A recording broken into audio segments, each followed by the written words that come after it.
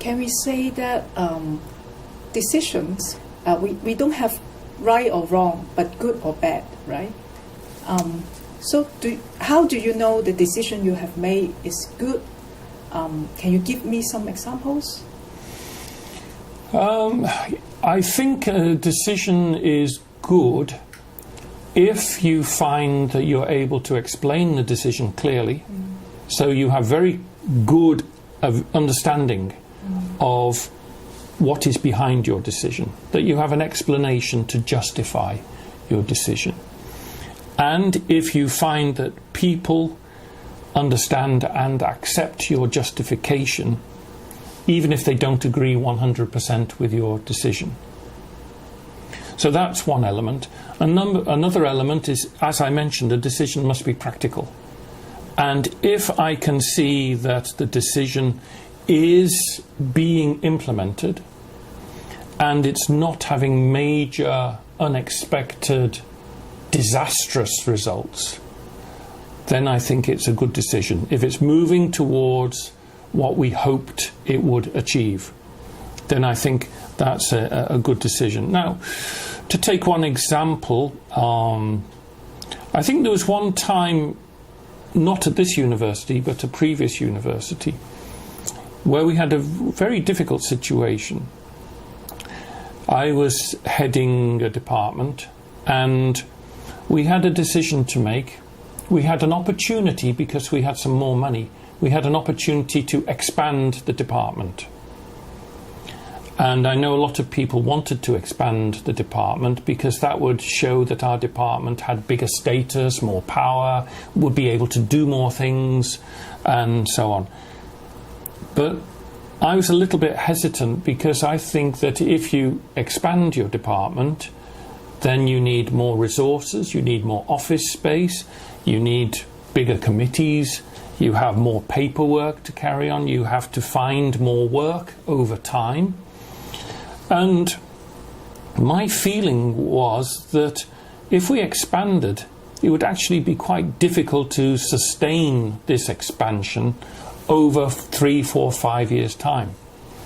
So my view was, let's wait and see. So it was a non-decision in the sense that I decided not to expand. My view was that I think we should be a little bit careful about making this decision, mainly because of the financial implications, but also because of the other resources that would be needed. And so I talked to the people involved. Many of them didn't agree, but they accepted my thinking, and they said, okay, you're head of department, it's your decision, okay, we will support you, and they were very good about that. And what happened 3 years later was that our university had severe financial problems, and they cut the budget for every department. And I might have brought somebody in on a 3-year contract. They might have moved their family from another city, they might have come overseas, and I would have had to say after 3 years, sorry, your job has disappeared.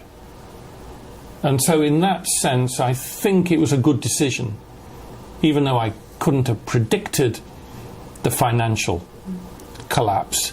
There was something in my mind that was saying, well, this doesn't have a solid long-term sustainability to it. So that's an example of a decision which turned out to be a good one.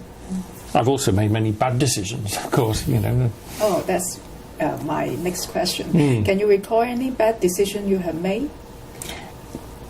Many bad decisions, in the sense that maybe I didn't do enough consultation.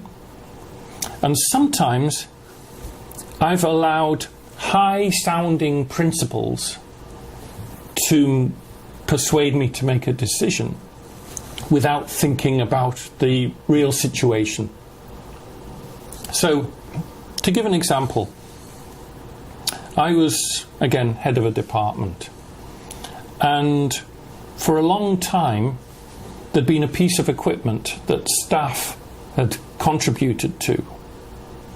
And we had a piece of equipment belonging to the staff in the staff room. I think it was a fridge. And then one day somebody from the estates office said, is that insured? is that registered with the estate's office? Is that an official fridge? And I said, no, it's a private fridge. And they said, okay, that's a little bit against regulations of the university I was working in. So I thought about it and I said, no insurance, against the regulations. So I told the staff at the next staff meeting, the fridge has got to go. They were very unhappy about that. They were very unhappy about it because a lot of people use the fridge. And the fridge disappeared and I lost a lot of connection with the department over that. A lot of political power, if you like, a lot of goodwill disappeared. And I think back now, I said, well, I should have taken steps to just make the fridge legitimate. Maybe I could have looked at insurance. Maybe I could have just registered it with the estate's office. Maybe I could have talked to the estate's office and found a way to allow it to remain. But I jumped too quickly without thinking about it. And the two principles, not insured, not legal, allowed me to make a decision without really thinking it through and talking to people and trying to find a balance. So that, I think, was a bad decision. However, other people have told me we all make bad decisions in life. You just have to learn from them and try not to make another bad decision. You don't allow yourself to stay awake at night worrying about a bad decision that you've made. You just try to move on in life and learn from it and try and do better next time. Thank you very much, Professor Adamson, for your impressive sharing. Thank you.